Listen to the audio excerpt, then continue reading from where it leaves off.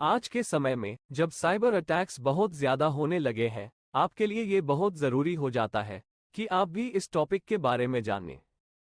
इस वीडियो में हम अलग अलग तरह के साइबर अटैक्स और मैलवेयर के बारे में जानेंगे ताकि आप अपने computer, laptop, mobile phone, data और पर्सनल अकाउंट्स को साइबर क्रिमिनल्स से बचा सकें। इस वीडियो को आप ऑडियो बुक की तरह भी सुन सकते हैं। इस वीडियो को अपने फ्रेंड्स और फैमिली के साथ शेयर करना ना भूलें ताकि वो भी इस जानकारी के जरिए अपने डिवाइसेस को साइबर क्रिमिनल से बचा सकें। तो आइए आज का टॉपिक शुरू करते हैं। मैलवेयर क्या होता है? अगर आप इंफॉर्मेशन और टेक्नोलॉजी फील्ड में काम करते हैं या फिर आप टेक्नोलॉजी के बारे में जानकारी रखते हैं तो फिर आपने मैलवेयर के बारे में जरूर सुना होगा। मैलवेयर को मैलिशियस सॉफ्टवेयर भी कहा जाता है। अब प्रश्न उठता है कि मैलवेयर या मैलिशियस सॉफ्टवेयर क्या होता है? आपके सामने ऐसी सिचुएशन आई होगी जब एक वायरस या एक ऐसा सॉफ्टवेयर आपके कंप्यूटर सिस्टम में आ गया हो जिसकी आपको जरूरत नहीं थी। इन अनचाहे सॉफ्टवेयर्स को मैलवेयर कहा जाता है। मैलवेयर आपके कंप्यूटर सिस्टम, लैपटॉप और मोबाइल फोन्स को नुकसान पहुंचा सकता है, और वो भी आपकी जानकारी और मर्जी के बिना। इस वीडियो में हम अलग अलग तरह के मैलवेयर के बारे में जानेंगे। मैलवेयर आपके कंप्यूटर सिस्टम को संक्रमित कर सकता है और आपके काम को काफी दिनों के लिए रोक सकता है। इसलिए ये जरूरी है कि आप अलग अलग तरह के मैलवेयर के बारे में जानें ताकि आप समय रहते बचाव के कदम उठा सकें। अगर आपने मैलवेयर या फिर कंप्यूटर वायरस के बारे में सुना है तो आपने एंटीवायरस सॉफ्टवेयर के बारे में भी जरूर सुना होगा। एंटीवायरस सॉफ्टवेयर आपके कंप्यूटर सिस्टम में मैलवेयर को ढूंढने और हटाने में मदद करता है। बहुत से लोग अपने कंप्यूटर को मैलवेयर और कंप्यूटर वायरस से बचाने के लिए अलग अलग तरह के एंटीवायरस सॉफ्टवेयर का इस्तेमाल करते हैं। लेकिन ज्यादातर कंप्यूटर यूजर्स अलग अलग तरह के मैलवेयर के बारे में नहीं जानते और ना ही ये जानते हैं कि मैलवेयर कैसे कंप्यूटर में आ जाते हैं। अगर आप अपने कंप्यूटर सिस्टम को मैलवेयर से बचाना चाहते हैं तो आपको मैलवेयर के बारे में जानकारी होनी चाहिए। अब प्रश्न उठता है कि एक वायरस कैसे एक कंप्यूटर सिस्टम में इंस्टॉल हो जाता है। आप नहीं चाहेंगे कि कोई खतरनाक वायरस आपके कंप्यूटर सिस्टम को प्रभावित करे, और आप खुद तो अपने कंप्यूटर सिस्टम में वायरस इंस्टॉल करेंगे नहीं। लेकिन दुर्भाग्य से एक वायरस जाने अनजाने में किसी ना किसी तरह से कंप्यूटर सिस्टम में इंस्टॉल हो ही जाता है और एग्जीक्यूट भी हो जाता है। और एक बार अगर वायरस एग्जीक्यूट हो गया तो वह आपके कंप्यूटर में मौजूद फाइल्स को इन्फेक्ट कर सकता है और पूरे कंप्यूटर में फैल सकता है, और बाकी के कंप्यूटर में भी ये वायरस अपनी रिप्रोडक्टिव क्षमता के कारण फैल सकता है। अब जब हम मैलवेयर के बारे में जान गए हैं, आइए अब अलग अलग तरह के मैलवेयर के बारे में जानते हैं। बहुत से लोगों ने ट्रोजन्स और रैंसमवेयर के बारे में सुना होगा, लेकिन इन दोनों के अलावा भी बहुत से खतरनाक मैलवेयर होते हैं जो कि कंप्यूटर सिस्टम को नुकसान पहुंचा सकते हैं। यह अलग अलग तरह के मैलवेयर की एक लिस्ट है, तो आइए इन सभी मैलवेयर के बारे में एक एक करके जानते हैं। रैंसमवेयर क्या होता है? जैसे कि नाम से ही पता चलता है, रैंसमवेयर वह मैलवेयर होता है जो कि कंप्यूटर सिस्टम के यूजर को कंप्यूटर का एक्सेस दोबारा से प्राप्त करने के लिए रैंसम यानी कि पैसे देने के लिए कहता है, और अगर कंप्यूटर यूजर वो पैसे पे नहीं करता तो रैंसमवेयर कंप्यूटर के इस्तेमाल पर रोक लगा देता है, और साथ के साथ कंप्यूटर सिस्टम के यूजर को फाइल्स को डिक्रिप्ट करने और कंप्यूटर का एक्सेस दोबारा से पाने के लिए एक मैसेज भी मिलता है। रैंसमवेयर के एग्जाम्पल्स हैं वानाक्राई, नोटपैडिया, नेटिया, सैमसैम और बैड रैबिट। रैंसमवेयर फिशिंग और स्पीयर फिशिंग अटैक इन्फेक्शन जैसे तरीकों का इस्तेमाल करता है। स्पीयर फिशिंग अटैक के तरीके से एक कंप्यूटर यूजर या फिर एक ऑर्गेनाइजेशन को टारगेट किया जाता है, जबकि फिशिंग अटैक के तरीके में एक ग्रुप को टारगेट किया जाता है। वैसे तो दोनों ही तरीके खतरनाक होते हैं, लेकिन स्पीयर फिशिंग अटैक का तरीका साइबर क्रिमिनल के लिए ज्यादा फायदेमंद होता है। इसलिए एक कंप्यूटर यूजर को हमेशा अलर्ट रहना चाहिए। अभी तक स्पीयर फिशिंग अटैक के मुकाबले कम हुए हैं, क्योंकि स्पीयर फिशिंग अटैक में ज्यादा मेहनत की जरूरत होती है। ट्रोजन्स, आपने इस मैलवेयर के बारे में ज्यादा सुना होगा। ट्रोजन्स, जिसको ट्रोजन हॉर्सेस भी कहा जाता है, कंप्यूटर के बैकग्राउंड में मैलिशियस फंक्शन करते हैं, यानी कि कंप्यूटर को नुकसान पहुंचाने का काम करते हैं। कभी कभी कंप्यूटर यूजर को ऐसा लगता है कि ट्रोजन्स कोई समझदारी वाला और जरूरी काम कर रहे हों, लेकिन असल में वो कंप्यूटर सिस्टम को नुकसान पहुंचा रहे होते हैं। टेक्निकली वो वायरस नहीं होते और वो अनजाने में कंप्यूटर में डाउनलोड हो जाते हैं। कभी कभी जब एक यूजर कंप्यूटर में यूएसबी ड्राइव लगाता है, तब ट्रोजन्स उस यूएसबी ड्राइव के जरिए कंप्यूटर सिस्टम में ट्रांसफर हो जाते हैं। ट्रोजन कंप्यूटर सिस्टम की परफॉर्मेंस को स्लो कर देते हैं। रिमोट एक्सेस ट्रोजन्स, रैट्स और रूटकिट्स। रिमोट एक्सेस ट्रोजन्स सबसे कॉमन ट्रोजन है। बैक ऑफिस, नेटबस और सब 7 रिमोट एक्सेस ट्रोजन्स के एग्जाम्पल्स हैं। ये मैलवेयर एक साइबर क्रिमिनल को कंप्यूटर सिस्टम के असली मालिक के मुकाबले हायर एडमिनिस्ट्रेशन के विशेष अधिकार देता है, जो कि बहुत ही खतरनाक है। जैसे कि नाम से ही पता चलता है, यह मैलवेयर एक रिमोट एडमिनिस्ट्रेशन टूल की तरह काम करता है। जब एक अटैकर को होस्ट कंप्यूटर का एक्सेस मिल जाता है, तब वह अटैकर होस्ट कंप्यूटर में कोई भी बदलाव कर सकता है और आपका कंप्यूटर रोबोट की तरह व्यवहार करने लगता है, जो कि अटैकर द्वारा दिए जाने वाली कमांड्स पर काम करता है। रूटकिट भी एक अटैकर को एडमिनिस्ट्रेटिव लेवल के विशेष अधिकार देता है, लेकिन रूटकिट मैलवेयर कंप्यूटर के असली मालिक को इस बात का पता नहीं लगने देता कि अटैकर को एडमिनिस्ट्रेटर लेवल का कंट्रोल मिल चुका है। रूटकिट मैलवेयर उसी समय मैलिशियस ऑपरेशंस नहीं करता, बल्कि किसी और दिन करता है।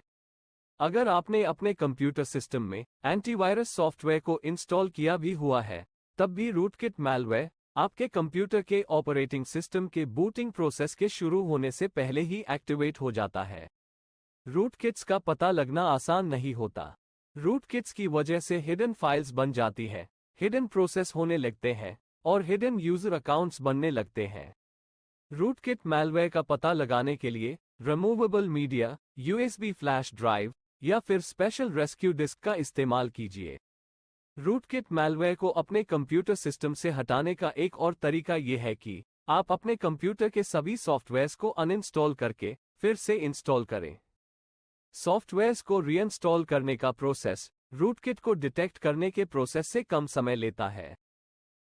वॉर्म्स अपने आप को कंप्यूटर में फैलाने के लिए सेल्फ रेप्लिकेट करते रहते हैं, यानी कि अपनी डुप्लीकेट कॉपी बनाते रहते हैं। ऑपरेटिंग सिस्टम में सिक्योरिटी की कमी के कारण वॉर्म्स बनते रहते हैं। वॉर्म्स अपने आप को नेटवर्क पर और इंटरनेट पर भी रेप्लिकेट करते रहते हैं। वॉर्म्स को नेटवर्क पर ट्रैवल करने के लिए किसी कैरियर की जरूरत नहीं होती। वॉर्म्स को तो यूजर के जरिए एग्जीक्यूट करने की जरूरत भी नहीं होती। निम्दा, जिसे अगर उल्टा पढ़े तो एडमिन पढ़ा जाता है, वर्म का एक एग्जाम्पल है। साल 2001 में निम्दा इंटरनेट के जरिए अपने आप फैल गया था। सिर्फ 22 मिनट्स में मास ईमेलिंग और अनप्रोटेक्टेड ऑपरेटिंग सिस्टम्स के जरिए इसने दुनिया के बहुत से कंप्यूटर्स को नुकसान पहुंचाया था। वॉर्म्स की self replicating ability network traffic और कंप्यूटर के ऑपरेशंस की साधारण समस्याओं का कारण बनती है। Fileless virus. Fileless virus memory based environment में काम करता है। फाइललेस वायरस को नॉन मैलवेयर वायरस भी कहा जाता है। साइबर क्रिमिनल्स और अटैकर्स अटैक के दौरान एसएसएच के जरिए, जिसे सिक्योर शेल और सिक्योर सॉकेट शेल भी कहते हैं, आपके कंप्यूटर में मैलवेयर इंस्टॉल कर देते हैं। अटैकर्स ये काम रिमोट एक्सेस के जरिए भी करते हैं। जब फाइललेस वायरस एक कंप्यूटर सिस्टम पर अटैक करता है, तब वह सिस्टम की एंड पॉइंट सिक्योरिटी को कमजोर कर देता है और एक्सेस कंट्रोल पॉलिसी को बेअसर कर देता है। कमांड एंड कंट्रोल बॉट्स और बॉटनेट्स। जब कंप्यूटर्स का एक ग्रुप पूरे इंटरनेट पर मैलवेयर से अफेक्टेड हो जाता है, तब उन कॉम्प्रोमाइज्ड कंप्यूटर्स को बॉट्स कहते हैं और रोबोट्स या बॉट्स के इस नेटवर्क को बॉटनेट कहते हैं। इन सभी बॉट्स को एक मास्टर कंप्यूटर कंट्रोल करता है और इस मास्टर कंप्यूटर को कमांड एंड कंट्रोल सर्वर या C2 कहते हैं। बॉट्स को अक्सर ज़ॉम्बीज कहा जाता है, क्योंकि इन बॉट कंप्यूटर सिस्टम्स को पता नहीं होता कि उन पर मैलवेयर इंस्टॉल किया जा चुका है और न ही उन बॉट कंप्यूटर सिस्टम्स को ये पता होता है कि उनको मैलवेयर के जरिए कंट्रोल किया जा रहा है। जब बॉट्स को C2 से कमांड्स मिलती है, तब वो बॉट्स उस कमांड को एग्जीक्यूट करते हैं और उन कमांड्स के हिसाब से काम करते हैं। Logic bombs. कुछ मैलवेयर एक खास क्राइटेरिया के पूरा होने पर अटैक करना शुरू करते हैं। इन मैलवेयर को लॉजिक बॉम्ब्स कहा जाता है। ये लॉजिक बॉम्ब एक तरह का कोड होता है जो कि कंप्यूटर सिस्टम और सॉफ्टवेयर में होता है। जब लॉजिक बॉम्ब्स अपना मलिशियस अटैक शुरू करते हैं, तब मैलवेयर और मैलवेयर डिलीवरी सिस्टम के बीच की लाइन धुंधली होने लग जाती है, यानी कि मैलवेयर और मैलवेयर डिलीवरी सिस्टम के बीच में फर्क करना बहुत मुश्किल हो जाता है। लॉजिक बॉम्ब्स एक स्पेसिफिक टाइम पर वायरस, वॉर्म्स और ट्रोजन्स को एक्टिवेट करते हैं। पोटेंशियली अनवांटेड प्रोग्राम्स (PUPs) और स्पाईवेयर। जब आप एक थर्ड पार्टी सॉफ्टवेयर इंस्टॉल करते हैं या फिर एक वेबसाइट विजिट करते हैं, तब कभी-कभी एक तरह का मलिशियस सॉफ्टवेयर अनजाने में आपके कंप्यूटर सिस्टम में इंस्टॉल हो जाता है। इस मलिशियस सॉफ्टवेयर को स्पाईवेयर कहते हैं। स्पाईवेयर यूजर के बारे में जानकारी इकट्ठा करता है, और वो भी यूजर की अनुमति के बिना। एक स्पाईवेयर आपके कीस्ट्रोक्स को रिकॉर्ड कर सकता है और आप कौन सी वेबसाइट विजिट कर रहे हैं ये भी रिकॉर्ड कर सकता है। अगर आपने कभी अलग अलग वेबसाइट विजिट करते समय ध्यान दिया हो कि कुछ पॉपअप्स अपने आप आने लगते हैं, ये पॉपअप्स मलिशियस एडवर्टाइजिंग से संबंधित होते हैं। पोटेंशियली अनवांटेड प्रोग्राम्स में एडवेयर और ग्रेवेयर होते हैं। एडवेयर आपकी इंटरनेट की एक्टिविटी से सीखता है और आपके इंटरेस्ट के हिसाब से एडवर्टाइजमेंट पॉपअप करता है। ग्रेवेयर के नुकसानदायक रिजल्ट्स नहीं होते, लेकिन ये स्पाईवेयर और एडवेयर से संबंधित होते हैं। तो आप स्पाईवेयर और पोटेंशियली अनवांटेड प्रोग्राम्स से बचने के लिए क्या कर सकते हैं? पहली चीज जो आप कर सकते हैं वह है अपने कंप्यूटर के ऑपरेटिंग सिस्टम को अपडेट करना और फायरवॉल का इस्तेमाल करना। अपने कंप्यूटर सिस्टम में एंटी स्पाईवेयर सॉफ्टवेयर को हमेशा अपडेटेड रखें। आपके कंप्यूटर सिस्टम में कुछ built in anti spyware programs जैसे कि विंडोज डिफेंडर होते हैं। अगर आपके कंप्यूटर सिस्टम में विंडोज डिफेंडर नहीं है तो डाउनलोड करिए और उसे इस्तेमाल करिए। अगली चीज जो आप कर सकते हैं वह है अपने वेब ब्राउज़र की सिक्योरिटी सेटिंग्स एडजस्ट करना। अपने वेब ब्राउज़र की सेटिंग्स में कुकीज़ को डिसेबल कर दीजिए। अगर आप कुकीज़ को डिसेबल नहीं करना चाहते तो कम से कम कुकीज़ पर लिमिट सेट कर दीजिए। आप फिशिंग फिल्टर को भी ऑन कर सकते हैं और अनवांटेड वेबसाइट पर प्रतिबंध लगा सकते हैं। वेब ब्राउज़र को यूज़ करने के बाद एग्जिट करते समय कैशे को क्लियर करना भी एक इम्पॉर्टेंट स्टेप है। की लॉगर्स। जब आप अपने कंप्यूटर से कनेक्टेड कीबोर्ड पर कुछ भी टाइप करते हैं, तब एक कीलॉगर मैलवेयर आपके हर एक कीस्ट्रोक को कैप्चर करता है, यानी कि आप जो कुछ भी टाइप करते हैं, कीलॉगर मैलवेयर आपके द्वारा प्रेस किए गए कीज को रिकॉर्ड कर लेता है और एक अटैकर या साइबर क्रिमिनल इस कीलॉगर मैलवेयर के जरिए आपका सेंसिटिव डेटा और लॉग इन क्रेडेंशियल्स चुरा लेता है। कीलॉगिंग हार्डवेयर डिवाइसेस और कीलॉगिंग सॉफ्टवेयर कीलॉगर्स के दो मेन टाइप्स हैं। कीलॉगिंग हार्डवेयर डिवाइसेस ज्यादातर छोटे फिजिकल डिवाइसेस होते हैं जो कि यूजर के कीबोर्ड और मेन कंप्यूटर सिस्टम के बीच में जोड़े जाते हैं। कीलॉगिंग सॉफ्टवेयर प्रोग्राम्स होते हैं जो कि यूजर के कीस्ट्रोक्स को पता करने और रिकॉर्ड करने के लिए डिजाइन किए जाते हैं। बैकडोर्स भी मैलवेयर होते हैं जिसके जरिए एक अटैकर एक यूजर के कंप्यूटर सिस्टम का एक्सेस रिमोटली ले लेता है। जब एक बैकडोर मैलवेयर एक कंप्यूटर सिस्टम को प्रभावित करता है, तब यह मैलवेयर नेटवर्क पोर्ट्स को खोल देता है। एक अटैकर एक यूजर की पर्सनल इंफॉर्मेशन इकट्ठा कर लेता है ताकि वो फ्यूचर में अटैक कर सके। जब आप एक संदिग्ध वेबसाइट के लिंक पर क्लिक करते हैं या फिर एक सस्पिशियस फाइल को खोलते हैं, तब एक बैकडोर मैलवेयर आपके कंप्यूटर सिस्टम में इंस्टॉल हो जाता है। अब तक हमने इस वीडियो में अलग अलग तरह के मैलवेयर के बारे में जाना। आइए अब अलग अलग तरह के पासवर्ड अटैक्स के बारे में जानते हैं। अलग अलग तरह के पासवर्ड अटैक्स के बारे में जानकारी होने से आपको अपने कंप्यूटर सिस्टम को साइबर क्रिमिनल्स से बचाने में मदद मिलेगी। Password attacks. अटैकर्स आपका लॉगिन क्रेडेंशियल्स यानी कि आपकी लॉगिन आईडी और आपका पासवर्ड चुरा सकते हैं और आपके अकाउंट का एक्सेस लेकर मलिशियस एक्टिविटी कर सकते हैं, यानी कि आपके अकाउंट में गड़बड़ी कर सकते हैं। पासवर्ड अटैकर्स आपका पासवर्ड को तोड़ने के लिए कुछ एप्लीकेशंस का इस्तेमाल करते हैं। वीडियो के इस हिस्से में हम सबसे कॉमन पासवर्ड बेस्ड अटैक्स के बारे में जानेंगे। Dictionary based attacks. एक अटैकर डिक्शनरी बेस्ड अटैक का तरीका यूजर का पासवर्ड जानने के लिए करता है, जिसमें कि अटैकर डिक्शनरी या फिर वर्ड्स की एक लिस्ट से कुछ वर्ड्स यूज करते हैं। अटैकर्स के पास पहले से बनी हुई एक डिक्शनरी होती है, जिसके जरिए वो एक यूजर के पासवर्ड से मिलते जुलते पासवर्ड को पता करने की कोशिश करते हैं। अगर एक यूजर का पासवर्ड कोई सिंपल डिक्शनरी वर्ड होता है, तब एक अटैकर के लिए पासवर्ड का जल्दी पता लगाना बहुत आसान हो जाता है। Brute force attack. Brute force attack में एक अटैकर एक यूजर का पासवर्ड गेस और क्रैक करने के लिए ट्रायल एंड एरर का तरीका इस्तेमाल करता है। एक अटैकर रैंडम नंबर्स और कैरेक्टर्स के बहुत से कॉम्बिनेशंस बनाकर पासवर्ड को क्रैक करने की कोशिश करता है। कभी कभी इस तरीके के जरिए एक अटैकर को एक यूजर के अकाउंट का एक्सेस लेने में कई दिन, कई महीने या कई साल भी लग सकते हैं। अटैकर के सीपीयू की पावर जितनी ज्यादा होगी, पासवर्ड को क्रैक करने के उतने ही ज्यादा चांसेस होंगे। Password spraying.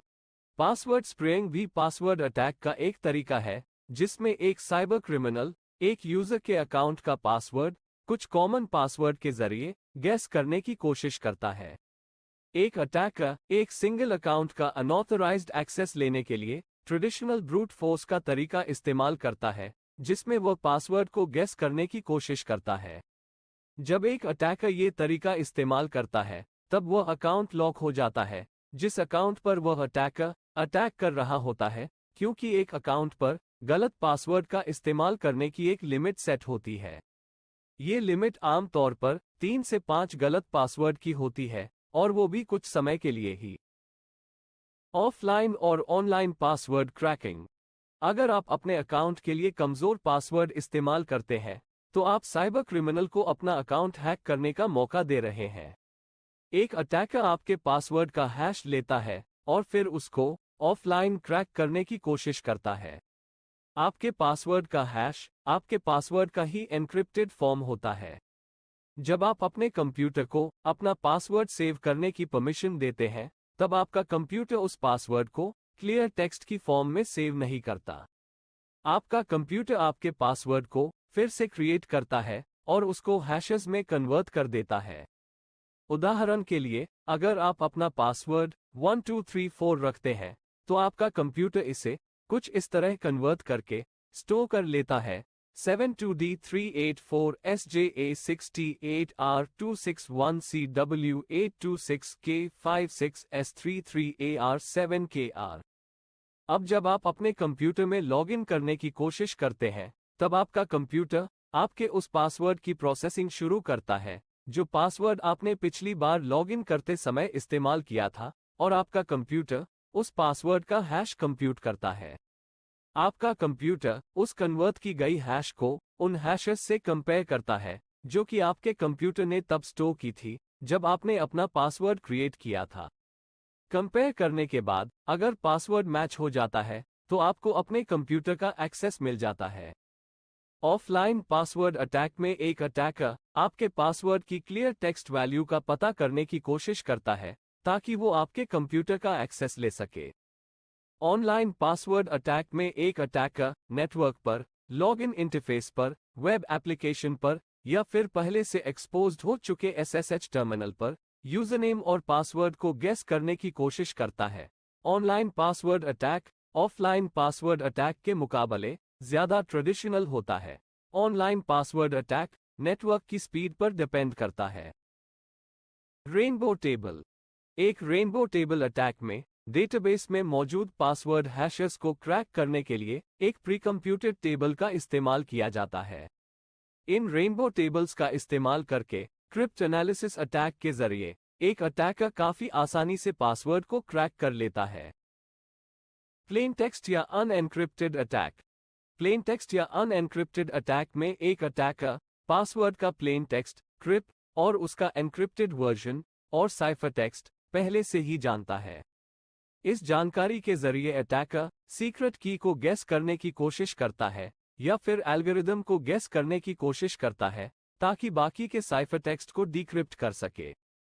तो ये सब अलग अलग तरह के पासवर्ड अटैक्स थे जिनका इस्तेमाल एक साइबर क्रिमिनल करता है ताकि वह यूजर्स के कंप्यूटर सिस्टम्स या फिर किसी ऑर्गेनाइजेशन के अकाउंट का एक्सेस ले सके। पासवर्ड अटैक्स, मैलवेयर अटैक्स और साइबर अटैक्स से बचने के तरीकों के बारे में जानने के लिए आप हमारे चैनल पर इस वाले वीडियो को देख सकते हैं। साइबर क्रिमिनल्स द्वारा किए जाने वाले कुछ अटैक्स कंप्यूटर नेटवर्क पर इंटरनेट के जरिए नहीं किए जाते, बल्कि कुछ अटैक्स फिजिकल एसेट्स पर किए जाते हैं, यानी कि जिस बिल्डिंग में कंप्यूटर सिस्टम रखा हुआ होता है वहां पर जाकर अटैक किए जाते हैं और ये अटैक करने के लिए अटैकर उस बिल्डिंग में घुसने का एक्सेस ले लेते हैं। आइए उन फिजिकल अटैक्स के बारे में जानते हैं जो कि साइबर क्रिमिनल्स द्वारा किए जाते हैं ताकि आप अपने कंप्यूटर सिस्टम को बचाने के लिए जरूरी कदम उठा सकें। Physical attacks. फिजिकल अटैक्स में एक अटैकर इंफ्रास्ट्रक्चर सिस्टम का एक्सेस लेकर एक बिल्डिंग में मौजूद फिजिकल एसेट्स को नुकसान पहुंचाने की कोशिश करता है। एक अनऑथराइज्ड व्यक्ति डोर एक्सेस या फिर बायोमेट्रिक मशीन्स के जरिए एक ऑर्गेनाइजेशन की बिल्डिंग में घुसने की कोशिश कर सकता है या फिर किसी के घर में घुसने की कोशिश कर सकता है। अटैकर सिस्टम में हेरफेर करने की कोशिश कर सकता है ताकि वह एक्सेस कंट्रोल को डिसेबल कर सके या फिर बाईपास कर सके। वीडियो के इस हिस्से में हम साइबर क्राइम में होने वाले अलग अलग तरह के फिजिकल अटैक्स के बारे में जानेंगे ताकि आप अपने कंप्यूटर सिस्टम को बचाने के लिए जरूरी कदम उठा सकें। Malicious flash drives. एक अटैकर किसी बिल्डिंग में मौजूद इंफ्रास्ट्रक्चर के कंप्यूटर सिस्टम में मैलवेयर पहुंचाने के लिए मैलिशियस फ्लैश ड्राइव्स का इस्तेमाल कर सकता है। अगर किसी अटैकर के पास किसी बिल्डिंग या सिस्टम में घुसने का एक्सेस है तो वो अटैकर सिस्टम को ट्रोजन या रैंसमवेयर के जरिए नुकसान पहुंचा सकता है। Card cloning attacks. Attacker card cloning technique का इस्तेमाल एक्सेस कार्ड्स का क्लोन यानी कि नकल बनाने के लिए करते हैं ताकि वह एक बिल्डिंग में घुसकर फिजिकल अटैक कर सकें। अटैकर्स क्रेडिट कार्ड्स और सेलफोन के सिम कार्ड्स का क्लोन भी बनाते हैं ताकि वह फ्रॉड कर सकें। अटैकर्स इन क्लोनिंग अटैक्स को करने के लिए स्पेशल सॉफ्टवेयर और हार्डवेयर का इस्तेमाल करते हैं। स्किमिंग। स्किमिंग भी एक फिजिकल अटैक होता है जिसमें एक अटैकर एटीएम के जरिए यूजर्स के क्रेडिट कार्ड्स की इंफॉर्मेशन चुरा लेता है या फिर electronic funds transfer at point of sale EFTPOS के जरिए यूजर्स के क्रेडिट कार्ड्स की इंफॉर्मेशन चुरा लेता है। एटीएम मशीन में जिस जगह आप अपना कार्ड इंसर्ट करते हैं अटैकर्स वहां पर एक छोटा सा डिवाइस जिसे स्किमर कहते हैं इंस्टॉल कर देते हैं। ये स्किमर डिवाइस एक एक्स्ट्रा अटैचमेंट होता है जो कि एटीएम मशीन में लगे हुए असली पार्ट जैसा ही दिखता है। कार्ड की जानकारी चुराने वाला अटैकर इस स्किमर डिवाइस को एटीएम के असली पार्ट के ऊपर लगाता है। जब कोई व्यक्ति अपना डेबिट या क्रेडिट कार्ड एटीएम मशीन में इस्तेमाल करता है तब अटैकर इस स्किमर डिवाइस के जरिए कार्ड का पिन और अन्य जानकारी चुरा लेता है। या फिर अटैकर्स एटीएम मशीन पर नकली कीपैड लगा देते हैं और पिन चुराने के बाद स्किमर डिवाइस इस जानकारी को एक माइक्रोचिप में स्टोर कर लेता है जो कि स्किमर डिवाइस से ही जुड़ा हुआ होता है। एक और तरह का स्किमिंग अटैक होता है जिसे रेडियो फ्रीक्वेंसी आइडेंटिफिकेशन अटैक कहते हैं। अटैकर्स इस अटैक का इस्तेमाल कार्ड्स के साथ जुड़े हुए टैग्स को पहचानने और ट्रैक करने के लिए करते हैं। आइए अब अलग अलग तरह के एडवर्सेरियल आर्टिफिशियल इंटेलिजेंस अटैक के बारे में जानते हैं जिन्हें साइबर क्रिमिनल्स करते हैं। इन अटैक्स के बारे में जानना आपके लिए जरूरी है ताकि आप अपने कंप्यूटर सिस्टम को बचाने के लिए जरूरी कदम उठा सकें। Adversarial artificial intelligence attack. Cyber criminals adversarial artificial intelligence attack का इस्तेमाल डिसेप्टिव डेटा यानी कि गलत डेटा के जरिए इंफ्रास्ट्रक्चर मॉडल्स को बेवकूफ बनाने के लिए करते हैं। इस तरह के अटैक्स आर्टिफिशियल इंटेलिजेंस और मशीन लर्निंग कम्युनिटी में बढ़ रहे हैं। एडवर्सेरियल अटैक्स के जरिए एक अटैकर मशीन लर्निंग मॉडल को खराब करने की कोशिश करता है। एडवर्सेरियल अटैक में एक अटैकर पहले से ही ट्रेन्ड आर्टिफिशियल इंटेलिजेंस मॉडल और मशीन लर्निंग मॉडल को धोखा देने के लिए मलिशियसली डिजाइन्ड डेटा को इंट्रोड्यूस करते हैं, जो कि गलत डेटा होता है। इस गलत डेटा की वजह से फेशियल रिकॉग्निशन सिस्टम और बायोमेट्रिक वेरिफिकेशन सिस्टम में डेटा का गलत अनुमान लग सकता है, यानी कि डेटा मिसइंटरप्रिटेशन हो सकता है। Types of adversarial attacks. Adversarial attacks दो तरह के होते हैं, व्हाइट बॉक्स अटैक और black box attack. White box attack में अटैकर के पास टारगेट मॉडल के पैरामीटर और आर्किटेक्चर का पूरा एक्सेस होता है। ब्लैक बॉक्स अटैक में अटैकर के पास टारगेट मॉडल के पैरामीटर और आर्किटेक्चर का एक्सेस नहीं होता। ब्लैक बॉक्स अटैक में अटैकर टारगेटेड मॉडल के आउटपुट को बस देख सकता है। Supply chain attack. Supply chain attack को वैल्यू चेन अटैक या फिर थर्ड पार्टी अटैक भी बोला जाता है। इस अटैक में अटैकर सप्लाई नेटवर्क की सिक्योरिटी में मौजूद कमजोरी को टारगेट करके कंप्यूटर सिस्टम में घुसने की कोशिश करता है। पहले भी cyber criminals technology companies, financial service companies और बहुत सी और कंपनीज पर बहुत से सप्लाई चेन अटैक्स कर चुके हैं। अटैकर्स रूटकिट या हार्डवेयर बेस्ड स्पाइंग कंपोनेंट्स को इंस्टॉल करते हैं, जो कि प्रोडक्ट या सॉफ्टवेयर को मॉडिफाई कर सके। अगर आप अपनी सप्लाई चेन को अटैकर्स से बचाना चाहते हैं, तो आपको अपने सप्लाई नेटवर्क को सख्ती के साथ कंट्रोल करना होगा। For more educational videos, subscribe to our YouTube channel Edges On Academy, an academy for career advancement. Thanks for watching.